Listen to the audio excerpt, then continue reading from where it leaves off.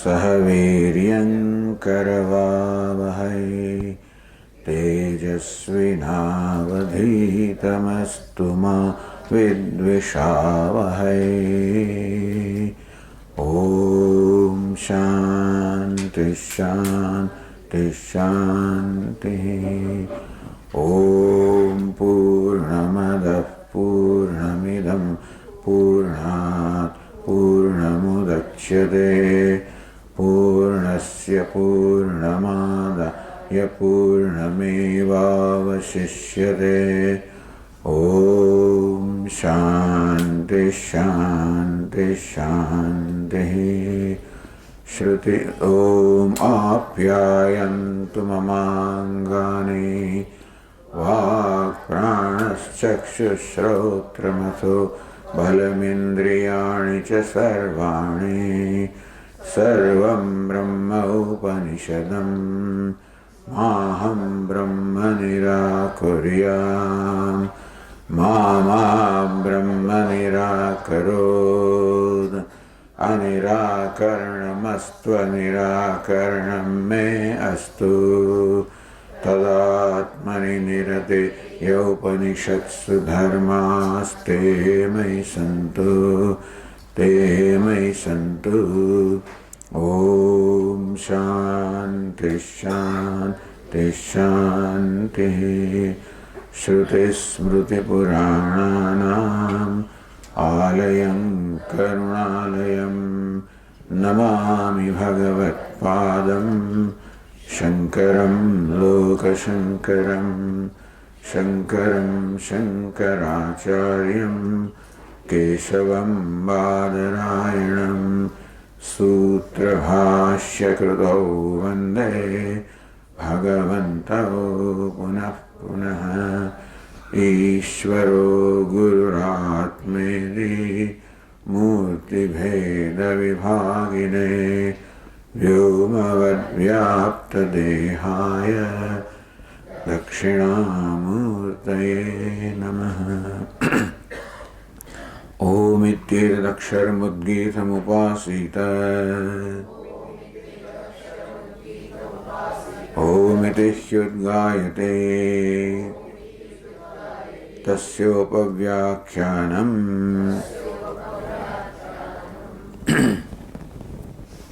Page 336. सैव अधस्तात् सपरिष्टात् सपश्चात् सपुरस्तात् सदक्षिणतः सउत्तरतः सैव इदं सर्वम् इति। अथातो अहंकारादेशः एव अहमेव अधस्तात् अहमुपरिष्टात् अहं पश्चात् अहं पुरस्तात् अहं दक्षिणतः अहमुत्तरतः अहमेवेदं सर्वमिति।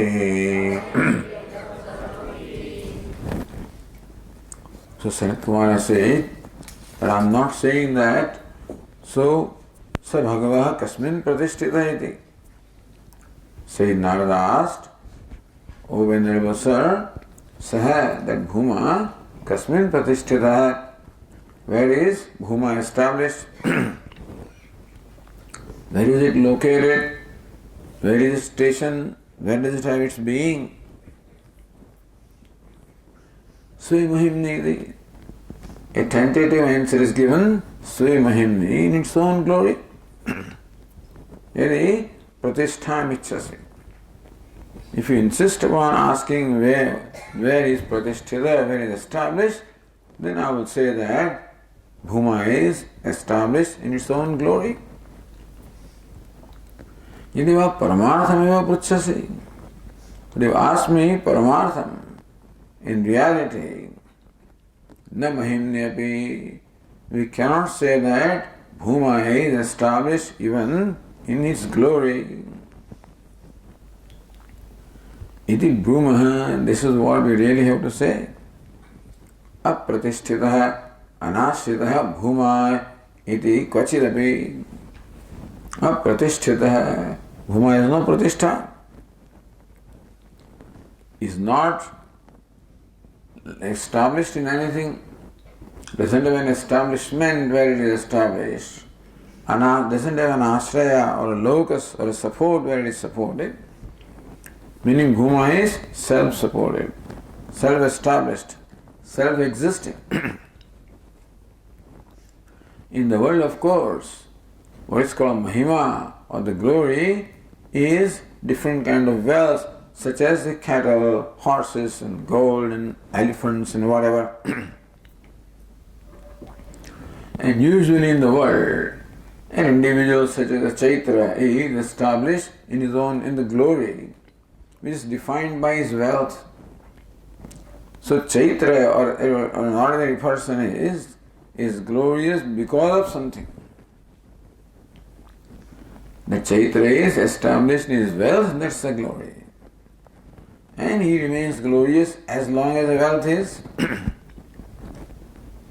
He is glorious because of wealth and remains glorious as long as the wealth is.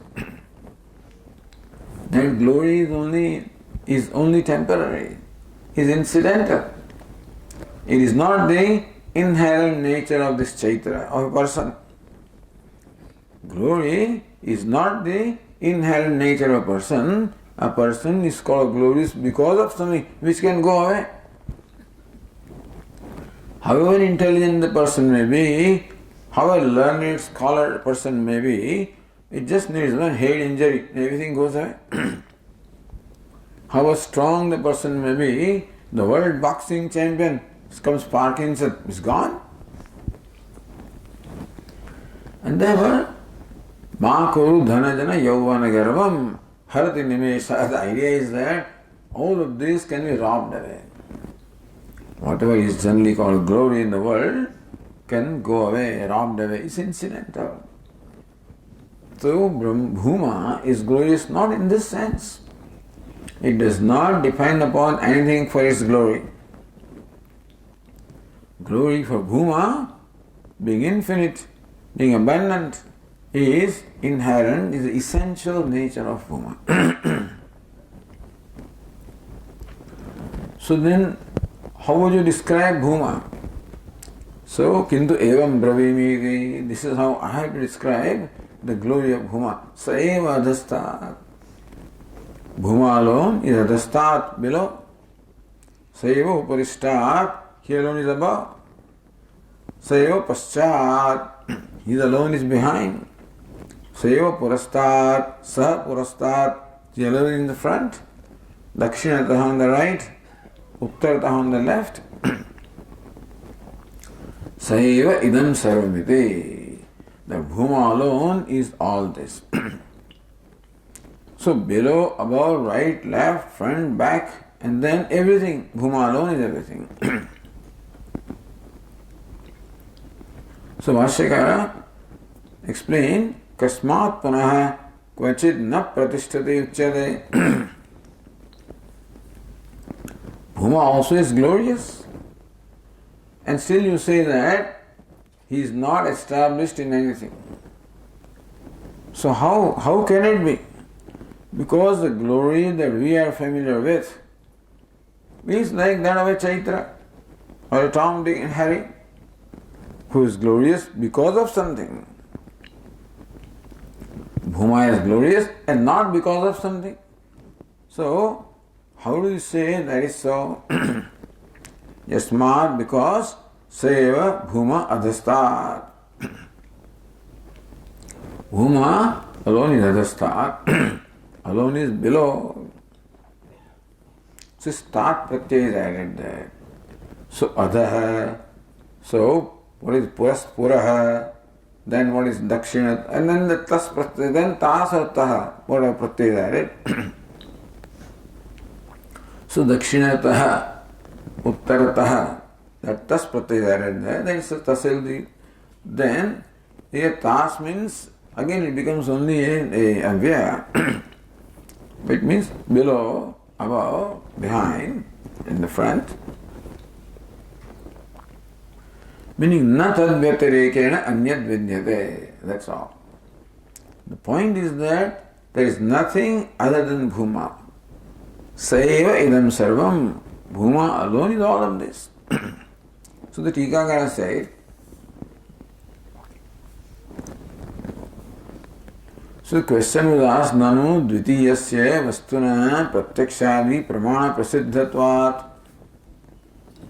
We find dvitiya vastu is there. We find there is duality in our day-to-day life.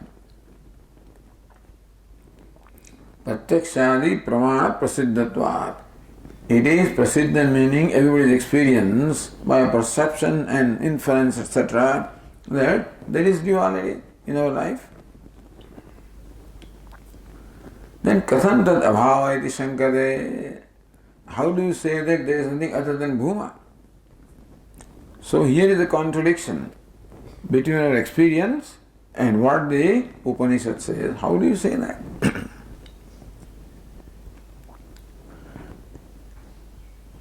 So pratyakshadi pratitasyapi atmasakya eva satyena pratitehe atmani adhyastatvena tad vyatirekena abhavat advitiyatvam. Pratyakshadi pratitasya api. So pratita, whatever is perceived by the organs of perception, etc., and then what is inferred and whatever, what is presumed, Atma Satya eva Sattvena. So whatever you think is different from you, and whatever you think you perceive as different from you, Atma Satya eva Sattvena Pratitehe. First of all, a thing will become evident to you. You will perceive something provided it exists. Then a pot exists, therefore you can perceive, and a cloth exists, and a table exists, and whatever else. But that something possesses satta or existence, being, is because what? Atma sattaya eva sattvena. It is satta, the existence, that is a self, and that is why everything exists. So, the existence that anything has is only because of Atma, because of the self, because of Bhuma. The Tikakara is Atma Sattaya, because the duality is between myself and others, Drashta and Drishyam. So perceiver and perceived, that kind of duality is what we experience. But what is perceived is because of the perceiver. The perceived has existence because of the perceived perceiver. For example, whenever I look in the mirror, for example, I see something different. I see the two. I see myself, and I see also a Swami in the mirror. So perceptually I see the duality. Then how do you say that there is no duality? That is because the existence that the reflection enjoys is my existence. I impart existence to that. It is because I am. So Atma Sattaya eva Sattvena. Therefore, whatever is perceived exists because of the Satta, the existence that is imparted to it by the very perceiver. So then what? Atmani adhyastatvena. That means that reflection is something that is superimposed upon me. The reflection simply appears as different. But then the reflection enjoys its very existence because of the image that I am. And therefore, that reflection is nothing but superimposed upon I. Therefore, tad vyatirekena abhavat.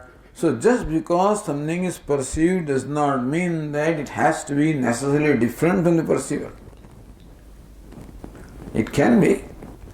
But as in case of a reflection, even though reflection apparently appears to be different from the image, it is not really because reflection does not exist apart from the image.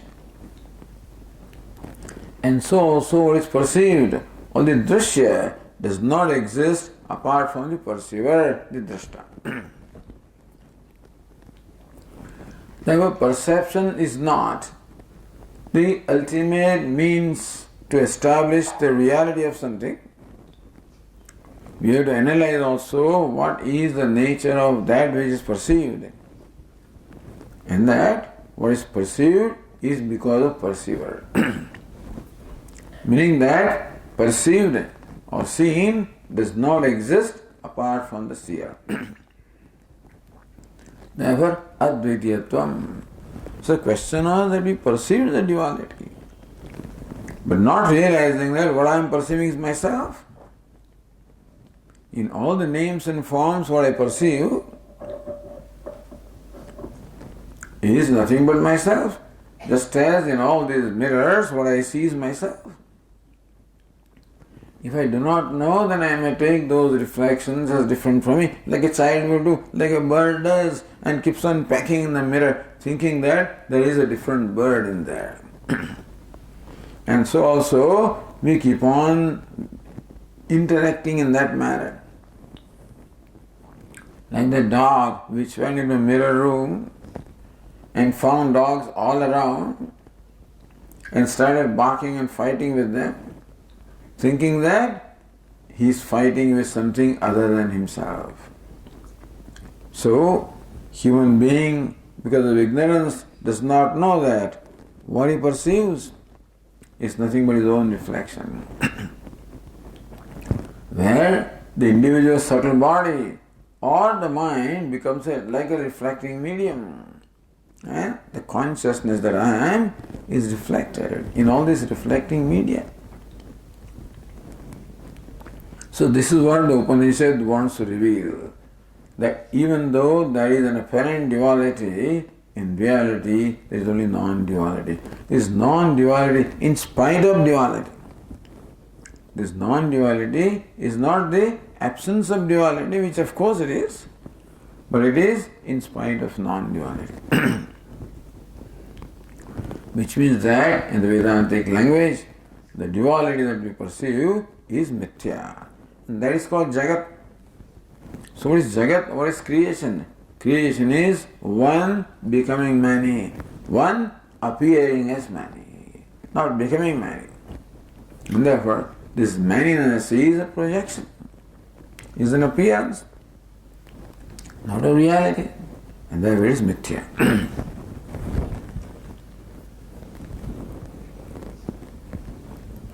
Yasmat Bhashyakara Saiva Bhuma Adhastat.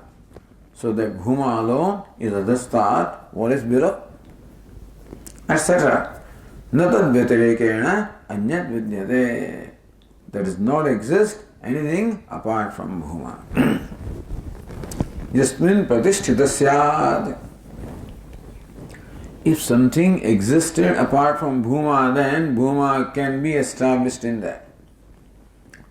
See, for something to be established in something, there has to be two. That a book rests on the table, there must be two entities, the book and the table.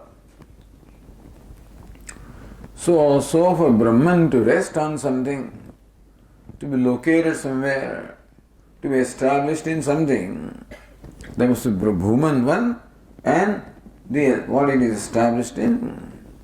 The Adhara, the Adheya and Adhara. Ashrita, Ashraya. Pratisthita, Pratishtha. Only when two are there, then it is possible. Just because two are there does not mean that one is necessarily established in something else. But the question of establishment will come provided there are two. Then possibly Bhuman can be established in something had there been something different from Bhuma. But natad vyatirekena anyat vidyate. So what the Upanishad wants to say is that Bhuma is all pervasive. Bhuma is the self of all. Bhuma is the very self of all, and that pervades everything. So, natad vyatirekena anyat vidyate yasmin pratisthita syat. There is nothing apart from Bhuma where Bhuma could possibly be established. There is nothing. And therefore, then Bhuma is glorious anyway. It's Satyam, Jnanam, Anantam, and with Maya, Sagunam. It is omniscient, omnipotent. So where does Bhuma get all this? That is its nature. It's inherent, and glory is inherent in Bhuma.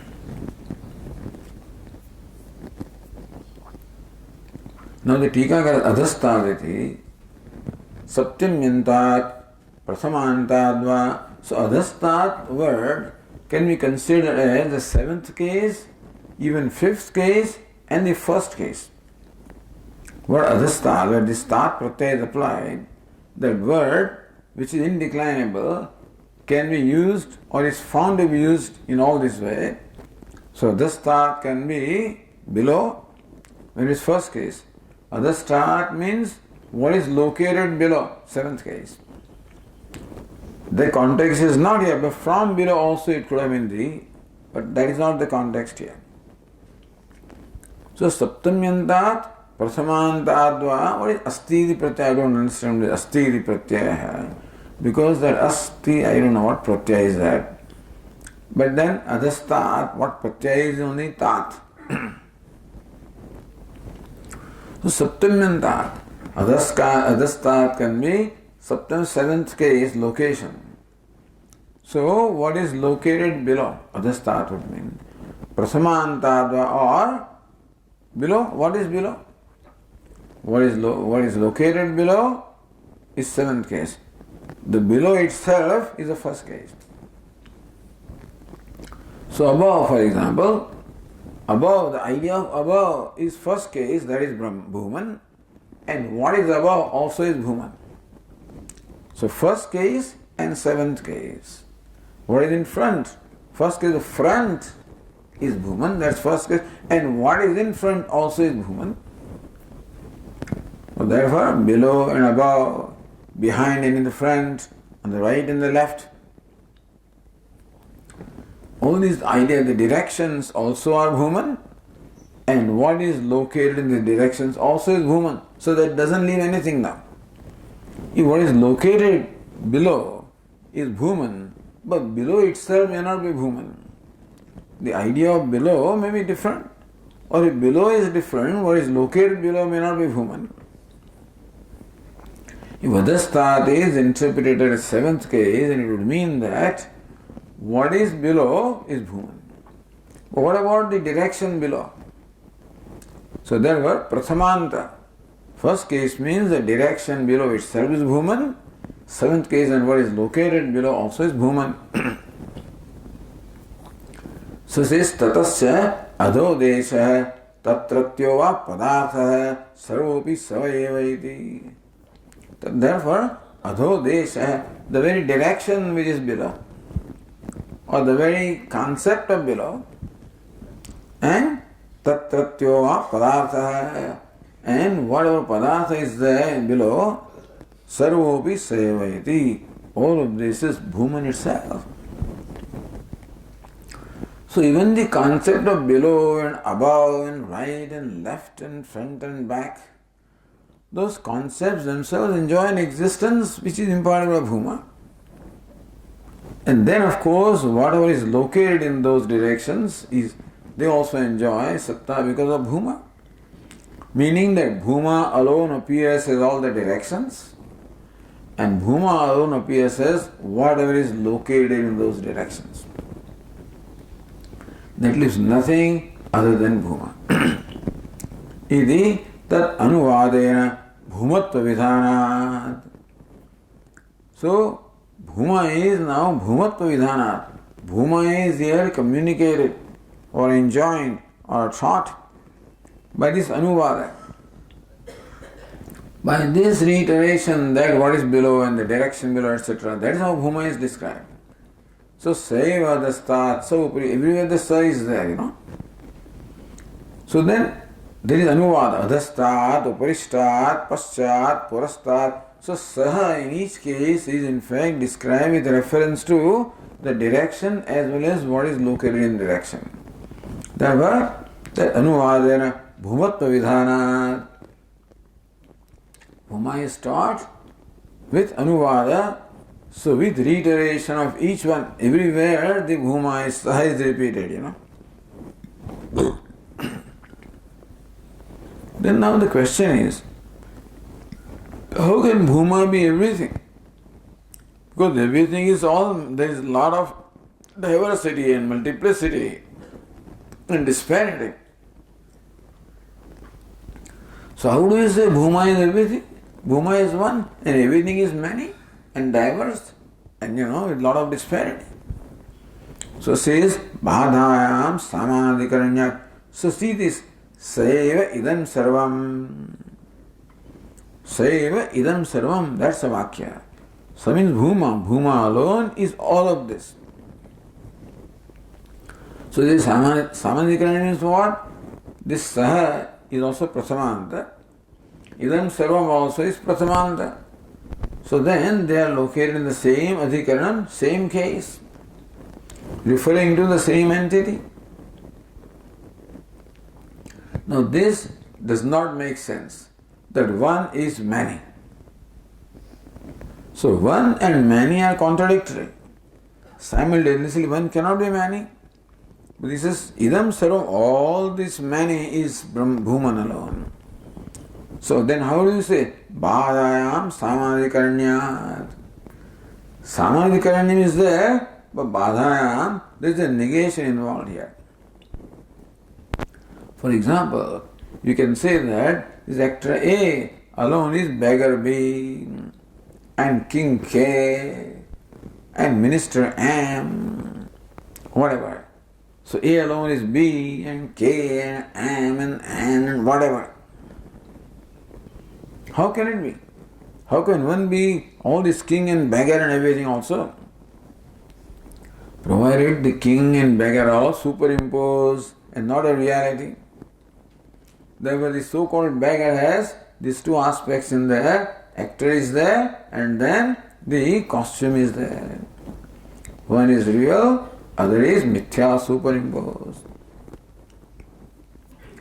Therefore, when you recognize the oneness of the king and the beggar and the minister, then something happens in our mind. What do? We discard in our mind the costume.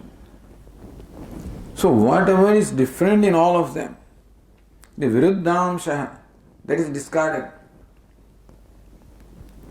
So then this actor is a beggar, this beggar is the actor. That can be recognized provided the beggar is let go, beggar is negated, the beggar is understood as mithya. So this actor is beggar is also Samadhikaranya. But actor is a rich person and beggar is a poor, So how can they be one? Two contradictory things? Because one of them is real, other one is unreal. So beggar is negated. That's called Badha. So Badhayam Samadhikaranyat. That's called Badha Samadhikaranyam. There is Mukhya Samadhikaranyam and Badha Samadhikaranyam. So Sthanurayam Purushaha. This post is the ghost. The post and ghost cannot be one, cannot coexist. Therefore, the ghost is a superimposition. The post is real. And so, when the Satyam comes with the costume of Mithya, that's how Bhuma comes before us only. Bhuma becomes a matter of our experience only when Bhuma appears before us in the costume of Mithya. Because our Pratyakshadi Pramanam, the means of knowledge such as perception, etc., can only reveal what is Mithya. Cannot reveal Satyam. Meaning that consciousness cannot be revealed by the means of perception because consciousness cannot be perceived, cannot be objectified. It's a very the content of the subject. So what we see is all mithya and think that consciousness is many. No, that's our conclusion. That Atma is many. What is many is the names and forms are many, upadhis are many, costumes are many. From there we automatically conclude that Atmas are many, consciousness is many. So that is where the problem is. If manyness was real, then manyness would not be a problem. What is real cannot be a problem. So if you were really different from me, and I was different from you, that if Yusmat Asmat Pratyay Go, what is Gochara? So what is referred to by you and what is referred to by me were really different from each other, then there would not be a problem. But they are not different and I take them to be different. That is where the problem is. So reason why Vedanta has to make it a point to reveal the non-duality is because duality is not real. What is not real is taken to be real by us, and then all conflicts come because then the second one becomes an object, is potentially a source of fear. Dvitiyadvai bhayam bhavati. So when something stands apart from me excluded. So when I exclude something and something excludes me, that mutual exclusion is called duality. Two is not duality. But then, meaning that my reflection on myself is not duality. But another person, I am not that and that is not I. So that mutual exclusion is called duality. And that is what causes all the conflicts in our life. Everywhere, same problem. Every problem arises from that. This fellow is a bhakta, and this fellow is a jnani, and this fellow is this and that. Everybody, everywhere problems. This is different, and that is different, and this is so, and that's how it goes on. So, Siya Ramay Sabajag Jani, Karo Pranama Jori Jugapani is one thing, supposedly, but then still this difference in the mind continue to remain. That oneness is a nice thing, but it is not recognized. And that is what causes all the problems everywhere. Therefore, Vedanta provides a fundamental solution of all the problem of grief and sadness and conflict and whatever problems there are anywhere in the world of any nature is all creation only of Dvaitam or mutual exclusion, duality. If duality is not there, if I am there, I can never be cruel to myself. I can never, have any attachment or aversion for myself. The attachment also recalls for something different from me. And aversion, of course, calls for something different from me. Tato na vijugupsate. When they see, there is no jugupsa, there is no aversion. Person becomes free from all aversion when person sees the same self. And so this is the meditation. Anybody who comes in my mind, make the mind see this is myself. This fellow, yes. In that, but what is the difference? Only the costume is different. But then it's a mirror. Different mirrors are there. So the variety is all in mirrors. What is reflected is myself. But this is such a sophisticated solution that in spite of years and years of this study and so forth, it does not sink because the idea of duality becomes so deeply rooted that I am not you and you are not me, so deeply, then begins all competition, everything begins. Comparison begins, jealousies begin, competitions begin, everything begins there. Unfortunately, the whole world encourages them. Success is when you compete. And when you, at the cost of somebody else, you go ahead. Or you keep that's all winning game, everywhere. The competitions are there, the sports are there. And so win and loss is there, and hurt and things are there, and that's how everything is. The sport is no more a sport. To enjoy, what you're doing, it is how to win, that's all. It has its own advantages, I will not say that, but then still, ultimately it only causes hurt and disappointment and hurt. What else to do, I don't know. That we have to find out a new system of how to enjoy the sport without being disappointed with defeat, etc. And so not glorify the victory and not despise the defeat. But unfortunately, the idea of victory is what motivates the person, because it's ego that is always emphasized. In the moment you give the promise of victory and all kinds of temptations and benefits, glorification, then person wants to be victorious. So what we are doing is, the whole basis of our life is just based on a wrong thing, therefore wrong concept, and therefore it's always damaging. Of course the person who wins is in euphoria and therefore, but how long will that last? As I gave the example some time ago, that Usain Bolt is the fastest runner in the world. From Africa, I think, yeah. Jamaica, yes. Jamaica. But he's not, he's always watching every race and track that is going on, that nobody should, better his record. Not only he is the best in the world today, but he wants to remain best forever in history also. So your ambitions always grow. You're not satisfied by being best in the world today or from the past, but you want to be best for all the time to come. And that nobody will know. So every day something goes on somewhere in the world, he has to watch what's happening. What's the record? Anyway, as I said, the rules of the game have to be totally different, but these are the rules of game, all based on only gratification of ego. The only happiness that human being knows is happiness that comes from gratification of senses and gratification of ego.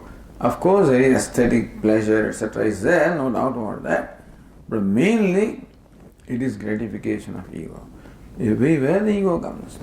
Whether you are a musician or whatever it is, everywhere competition goes on. And everywhere, so anyway, the thing is, the solution to this problem is what Upanishad provides, that bhuma vyatirekena abhava dvitiyasya siddhyate. Badhayam samadika. Everywhere badha must take place. Or everywhere negation must take place. Then only there is identity in the apparent duality. Because duality is apparent, therefore it can be negated. And then what it leaves is non-duality. So, bhuma vyatirekena abhavaha dvitiyasya siddhyate. Therefore, what is called dvitiya, or the second one, our absence of that, siddhyate is established when we recognize that the duality is mithya, is superimposition. Only mithya can be negated, understand? We cannot and should not negate what is real, that also we do. Because of the ahankara, we negate what is real also. We negate the whole person. The whole person doesn't need to be negated. Only part of it is to be negated, not the whole. We throw a baby along with bathwater. So that's what we do. Either negate everything or embrace everything.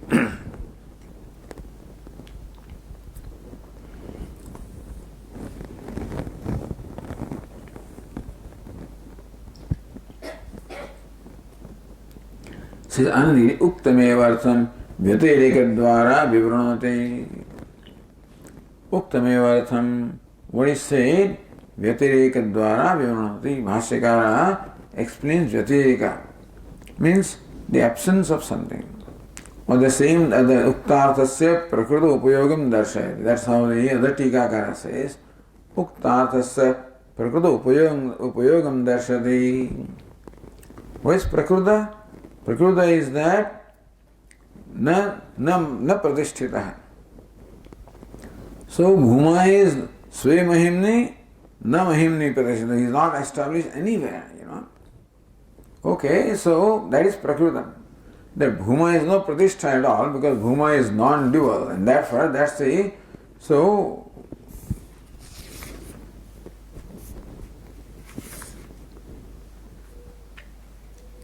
Yadiva namahimniti, right? So, that bhuma is not established, that's the prakruta. Namahimniti, that bhuma is not established in any glory. So this non-duality, how is it useful in proving that, in understanding the statement? That bhuma is not established in Narada, bhuma is established in one glory, or bhuma is not established in any glory. Not established.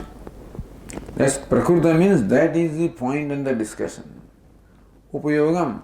So how this vision of non-duality becomes upayogi, becomes helpful in explaining that statement. और उक्तमेव अर्थम व्यतिरेक द्वारा विवरणोति. So उक्तमेव, the artha that is said, same thing, न महिम्नेति व्यतिरेक द्वारा, by व्यतिरेका, Bhashyakara explains saditi. So on the page 337 we are told, okay, one sentence is there, तथा uparishtat इत्यादि समानम. So adhastat, uparishtat, everywhere the uparideshaha tatratyava padarthaha, the direction and the objects there. So the same way this will be explained. Continuing. Sati bhumnaha anyasmin bhumahi pratishtita syat natu dadaste. Sati bhumnaha anyasmin. So this is vyatireka. Had there been something different from bhuma? Anvaya cannot be because nothing is different from bhuma. So vyatireka alone can be there. Had there been something different from bhuma, anyasmin bhumahi pratishtita syat, then bhuma could possibly be established in something which is different from bhuma. Had there been something different from bhuma, bhuma could be established in that which is different. But there is nothing other than bhuma. Bhuma is non-dual.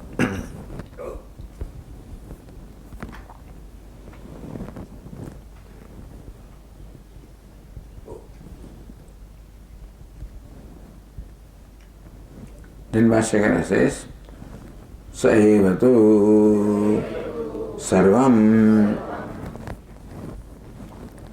So that's from Shruti. Saeva idam sarvam. Saevatu sarvam or idam sarvam. Saeva. Bhuma alone is all of this. Nothing else. Bhuma alone is all of this. And none other than Bhuma is all of this. And Bhuma is indeed all of this and nothing else.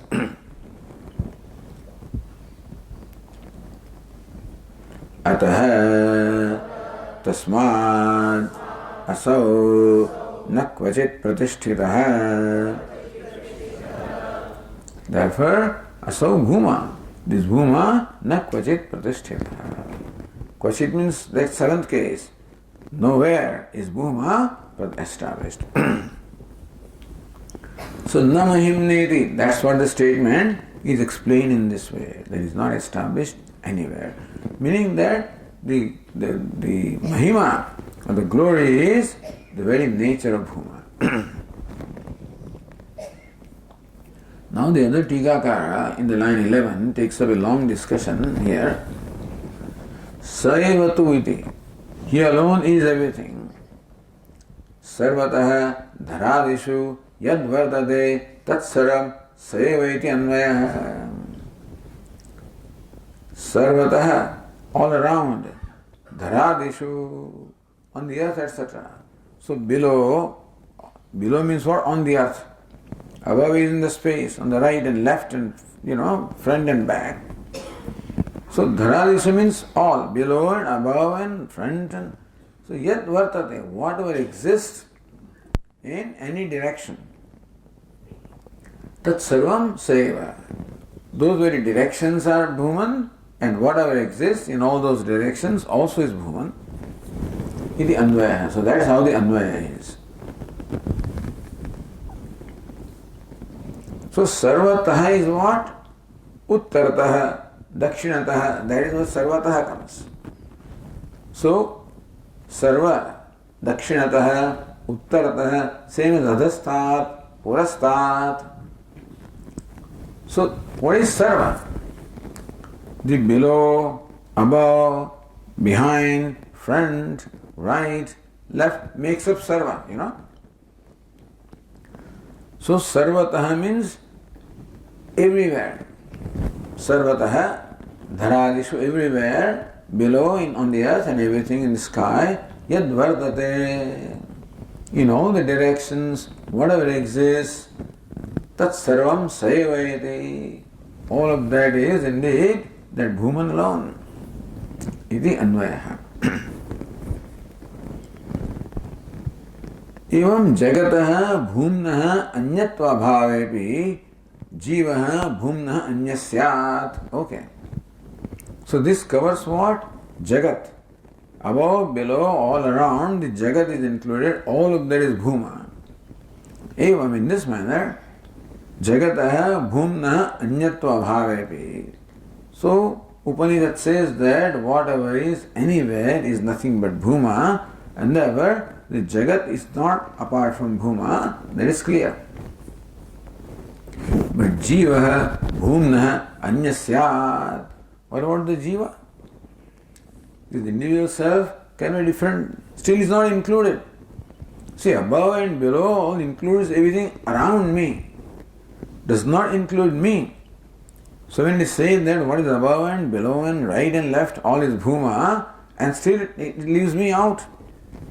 We always say all of this is Brahman, okay, but that still we leave ourselves out, you know. So therefore, then Jivo Bhumna Anyasyat. The Jiva can still be different from Bhuma.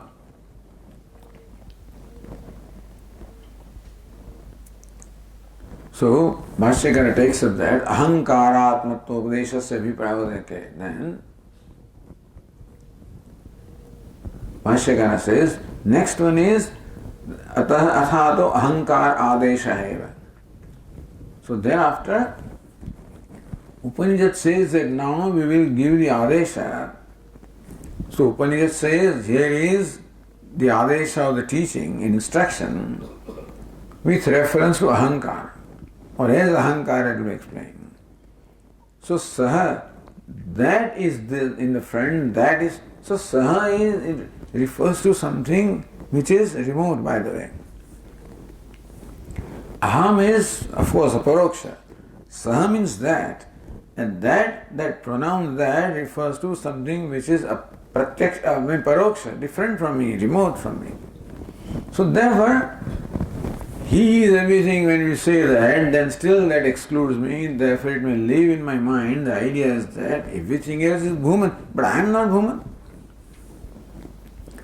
So therefore, the next one is Athato Ahankaradesha Eva. Then thereafter, this Adesha or instruction is with reference to Ahankara. That Ahankara is Jiva, and that also is Bhuman, so that's the idea here. So Bhashyakara says, Yatra Nanyat Pashyade Iri Adhikarana Adhikartavyata Nirdeshat Saeva Adhastat Iti cha Paroksha Nirdeshat Drashtuhu Jivat Anyo Bhuma Syat Iti Ashanka Kasyachit Mabhut Iti Athatah Anantaram Ahankara Desha Ahankarena Adishyade Iti Ahankara Desha Drashtuhu Ananyatva Darshanartham Bhuma Eva Nirdishyate Ahankarena Ahamev Adhastar Ityadina. So Athato Ahankaradesha. So now same instruction is given with reference to Ahankara or Aham. So what is it? Ahameva Adhastat.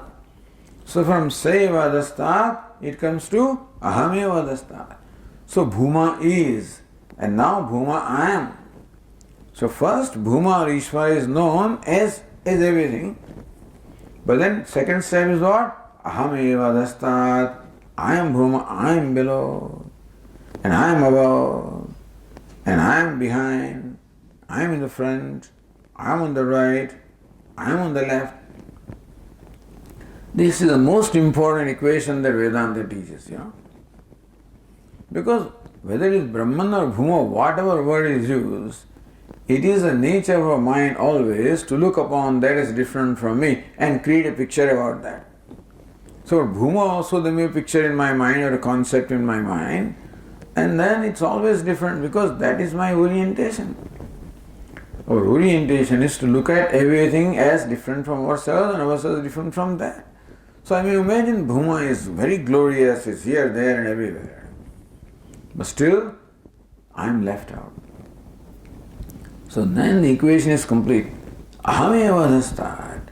Don't think that Bhuma is something different from you. That I am below and I am above and I am behind and I am in the front. I am on the right, I am on the left. So wow, what was the need for saying that? As I said, because I would have a tendency to think of Bhuma also as different from myself. So when the word Bhuma is used, it is not, I don't equate it with I. I do not equate anything with I in my mind, that is my orientation. I is I, everything else is different from I. Even Brahman also, Krishna also, whoever it is, always are thought of as different from I. And then I may be a servant, I may be anything, whether I am a bhakta, I am a sakha, I am a sevak, whatever I am. Bhrutyasya bhrutya, whatever I am, but still different. And therefore, in order to eliminate that idea, therefore, ahameva. So ahankara adesha it says, but then it says ahameva dastat, ahameva purastat, ahameva paschat, ahameva purastat, other, ahameva adastat, ahameva uparistat, ahameva paschat, ahameva purastat, ahameva dakshinatah, ahameva uttaratah. Ahameva idam sarvamiti. I alone is all this. That's a big step. That requires me to let go of all my complexes. All kinds of complexes I am entertaining about myself prevents me from seeing these things as aham. And how does the complex arise? Complex arises on account of looking upon myself as simply confined to this body, mind, sense, that's what I am. It is identification with this body, mind, sense complex that creates a sense of individuality, sense of confinement. That I confine myself to only this body, mind, sense complex. That's what I do.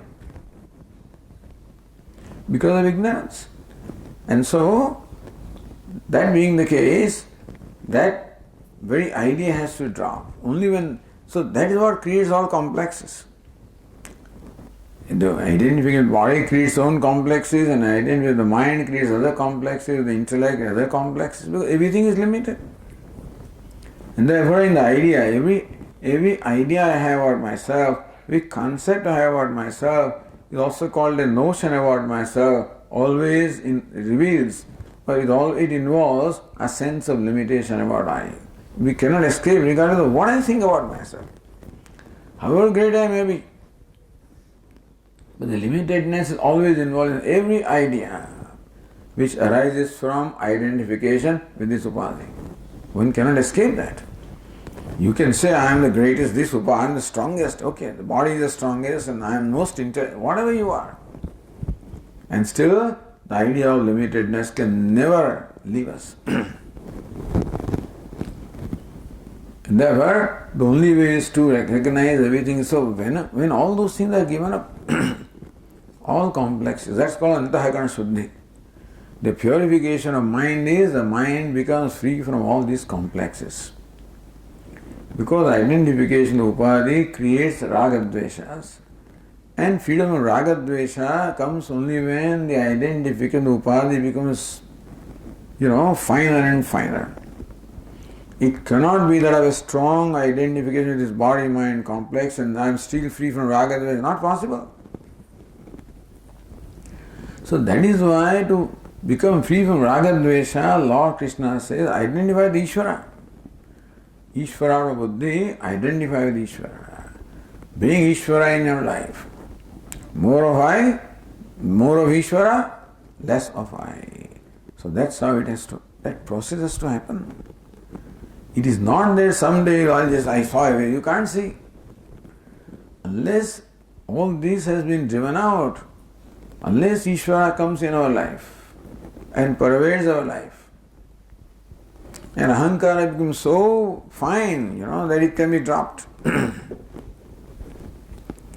But anyway, so what Upanishad reveals is the most sophisticated thing, is most wonderful thing. People, those who have been exposed to these are just wonderstruck and they are so gratified.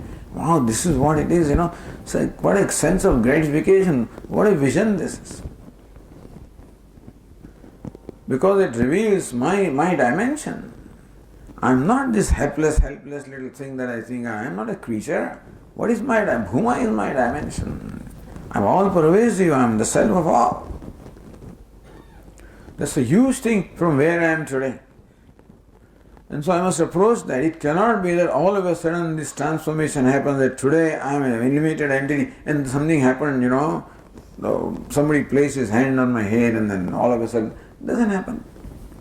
It is a process. Meaning that I keep on expanding and stretching my ego. That's where the identification comes, that's where karma yoga comes. That I offer myself to whoever I am serving. That offering is nothing but offering of the complexes and the ego, which culminates into recognizing that I alone am everything. So then this teaching is kept in mind. That becomes the very basis for living your life. Even bringing Ishvara into our life, identification, being a contributor, all of these are based only on this vision. Ishavasam idam sarvam yat kincha jagatyam jagat. That's a vision. Then alone comes kurvan nevehe karmani jiji vishesh satam samaha, etc. That karma yoga will make sense only when this is ultimate vision. A person can be karma yogi provided he has this ambition or he has this vision that this is his goal. Then only it's possible for you to just give up things. You cannot give up things by remaining limited, but only when you realize that limitlessness is your nature. Holding on to things, limited things, only restricts me. It's a burden on me. So when they climb the mountains, they realize how everything is a burden on the backpack. They start dropping things, including that last apple. So that also is dropped because that also is a burden when you go up there. So that's called the Bhada Samadhi, called negation process. That's all burden. Every complex about I is a burden. So if that vision is kept in mind, then alone there can be an incentive that, this is what I am really. Not what I take myself to be. Then alone there is an incentive or a motivation to become free from these shackles. And all these things that are holding on, I am holding on to, by my possessions, my this, that, X, Y, Z, all of these are limiting me. What I look upon as my source of security, in fact, are all limiting me. They are not providing security, they are in fact a burden on me. If we recognize that, then there will no competition in life and there is no ambition in that sense that I must be ahead of somebody else, etc. Stuff is not that. But anyway, the way we are oriented towards always becoming better than somebody. Then only there is satisfaction. My satisfaction does not come from what I am. My satisfaction comes when I am better than somebody else. No, that's the problem. So that's the orientation we have, from the childhood in this world. And that's what we see everywhere. And we get trapped into that. But anyway, and so poor Vedanta students also don't become free. As long as that orientation does not go, so long you cannot become free. Anyway, so Aham evedam sarvamiti, I alone am everything. So Bhashyakara said, Yatra nanyat pashyati, iti adhikarana adhikartavya nirdeshat. Yatra means where. Where one does not see the other. Where again is seventh case. Adhikarana saptami, location. Where? So Bhuma is location. Bhuma is that where one does not see anything. Understand? Bhuma is where one does not see anything other than oneself. So adhikarana, adhikartavyata. So everything is located in Bhuma. Or seeing, not seeing, I the seer. I do not see anything other than myself in Bhuma. So Bhuma is where I am located, in Bhuma. So Bhuma is what? Adhikaranam. Who am I? I am adhikartavya. Meaning the support in what is supported. Locus in what is located. So Bhuma is a location where I do not see anything other than myself. That means I and all of this is different from Bhuma. So Bhuma is location, I am located. Location is called adhikarana. Location is called adhikartavya. Here Bhashyakara says adhikarana, adhikartavya. What is the location? What is located? Ashraya, ashrita. The support and what is supported. Then when that very yatra, see the every word creates immediately in our mind an orientation. Bhuma, where one does not see anything other than oneself. Where? So my mind notes that. Bhuma is that where one does not see, where I do not see anything other than myself. So Bhuma is where I am located. Bhuma is adhikaranam, I am adhikartavya. So I am still different from Bhuma. Nirdeshat, number one. Then Saiva dastat, Sauparishtat, he alone is below, he alone is, that is he. So Bhuma is he, again different from me. So Saiva dastat iti, it is a paroksha nirdeshat, because Saha means that, which is a pronoun which stands for paroksha, something removed from me. Drashtuhu jivat anyo bhuma syat. I am the drashta, located in Bhuma, so that location is different, I who am located is different, and he is all of this, and I am different from that. So drashtuhu jivat anyaha, drashtuhu jivat anyo bhuma syat. That jiva, who is a drashta, is different from Bhuma. This is again from these words, will come up with only this kind of conclusion. That Bhuma is limitless, Bhuma is abundant, Bhuma is all pervasive, boundless. But I am different from Bhuma. So I always talk of Bhuma as something different from myself, as glorious, as great, as all pervasive, as self of all. But I am not that. So, in spite of all the attempts on the part of Upanishads of describing Bhuma, including Savyadastat, he alone is everything, and still, Drashtuhu jivat anyo bhuma syat, still my conclusion can be that Bhuma is different from me, or I, who is a drashta or a seer or perceiver. Iti ashanka kasyajit ma bhut. This conclusion, someone may not arrive at that conclusion. The words are sufficient for us to give up the I. Meaning, when we say that Bhuma alone is everything, that should include I. As Swami always used to say that if Brahman is limitless, then limitless has to include I. It cannot be separate from me. But then we always think of limitless, I as I. If you recognize what is limitless, then if I look upon limitless as different from I, then that also becomes limited, but I don't realize that. Because looking upon I as a limited entity, that is so strong, that orientation is so strong that even limitless also is automatically taken as something different from me. And therefore that duality or division between the drashta and Bhuma doesn't go. Otherwise each one of these sentences is adequate. To remove all duality, if you really probe into that.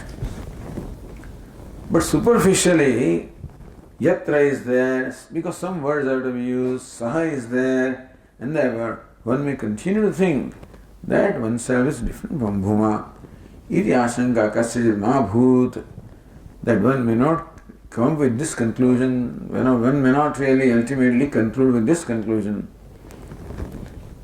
Iti, therefore, Upanishad athato, atha means anantaram, thereafter. So having given the instruction with reference to Bhuma now, we are giving the instruction with reference to Aham. Ahankaradesha. So what is Ahankaradesha? Ahankarena adishyadeti ahankarad, not ahankarasya adesha. This is not instruction about ahankara. This instruction through ahankara or as ahankara, ultimately we say it. Ahankarena can be through ahankara, even instrumental case, ahankarena, by ahankara, through ahankara. Or it can be ittam bhuta trutiya, in which case as ahankara. So that the Tikakara will explain ahankara rupena ityartha. So ahankara rupena adishyate. Ahankara adesha means what? Ahankara rupena adesha. Not ahankarasya adesha, not ahankarena adesha even. Ahankara rupena adesha. As ahankara now I will tell you. As ahankara, not through ahankara. Drashtuhu anyatva darshanartham, drashtuhu ananyatva darshanartham, bhumayava nirdeshyate ahankara rupena. So as I, the instruction is that I is below and above, etc., etc. And so, what is Bhuma also is below and above. I also is below and above. Therefore, I cannot be other than Bhuma. There cannot be two entities that are all pervasive. And therefore, thus to ananyatva darshanartham bhuma eva nirdeshyate. Bhuma alone is nirdeshyate. Alone is shown here. Ahankarana, as ahankara. Therefore, aham eva dastat ityadina nirdeshyate. That I alone is below, I alone is above. In this manner, ahankara is shown, bhuma is shown as very ahankara. And that's how to erase any kind of, it's a conceptually, there is no distance really. But this is all in my mind, created by my mind. Unfortunately, the distance I create by my mind is enough for me to suffer all the consequences of the distance. Even though really distance is not there. Even though this person loves me, the person is my friend, but I think he doesn't like me. I say, look at the way he looks, he looks there, whatever. Immediately, it doesn't matter what the person is. What matters is what my perception is. Ultimately, what matters in our life is our perception. And basically, perception about ourselves. And that gives rise to the perception about others. So therefore, that is thought to be changed. The perception about ourselves is thought to be changed. And so, because we generally do not let go of that perception that I am what I am, then Bhuma can be everything. Bhuma is limitless, fine. Bhuma is self of all. Still, I am what I am. Not, of course, self of me also, but then still. So therefore, this specifically said, so ahameva dastat. I am alone.